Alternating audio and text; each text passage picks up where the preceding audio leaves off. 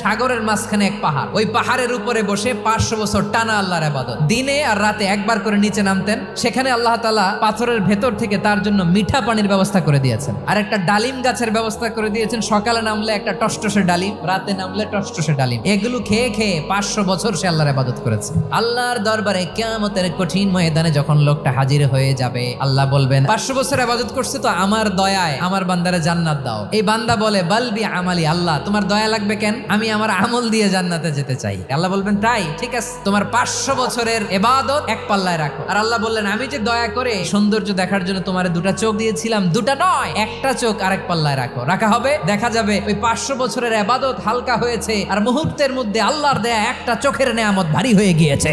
ফলাফল দেখো, হিসাব বলে তুমি এখন জাহান্নামে যাবা, যাও এবার জাহান্নামে যাও। এবার লোকটা কাচুমাচু করে বলে আল্লাহ এবার আমি বুঝতে পেরেছি তোমার দয়া ছাড়া দুনিয়ায় কেউ জান্নাতে যেতে পারবে না।